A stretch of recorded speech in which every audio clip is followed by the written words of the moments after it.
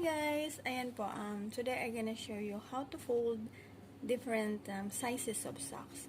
Kids socks and then adult socks, men socks, yung mga pang lalaki, pang babae, tapos yung mga pang baby na socks. Especially po, pag maliit lang yung drawer natin.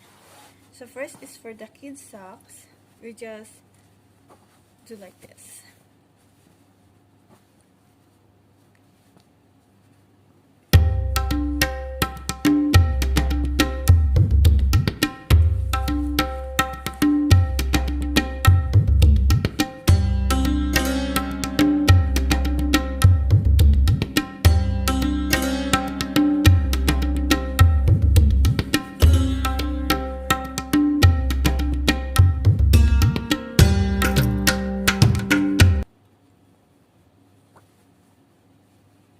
For the women's socks is same.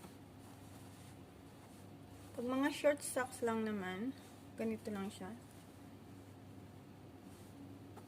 This is very suited for our small drawer. Pag maliit lang yung mga lalagyan natin. And then, sa mga pambabae naman, sa mga, ano yung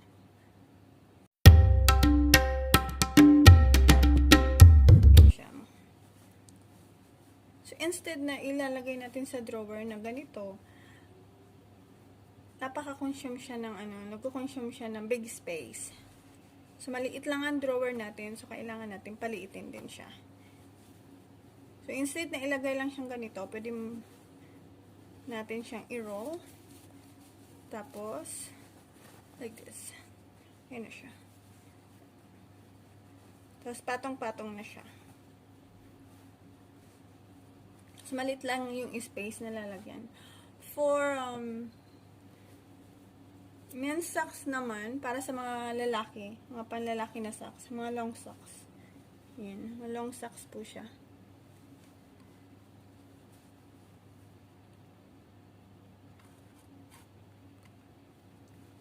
Yan, long socks.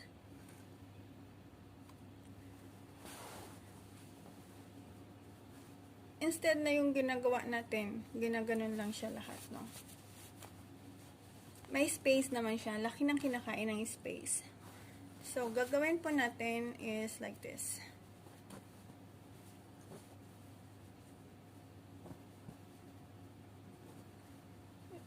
Flatten po siya, and then, ganito.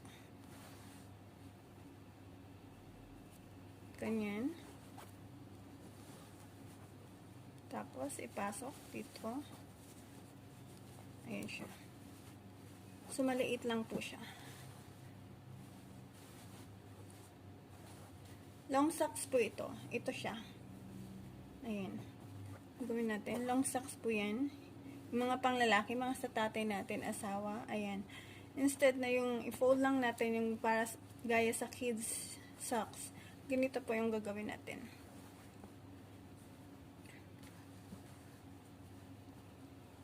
Okay, and then ipasok po dito, and then here we go.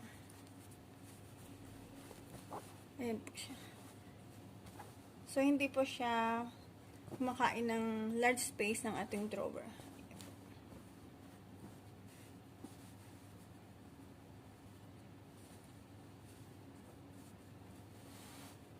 And then, ayan na po siya.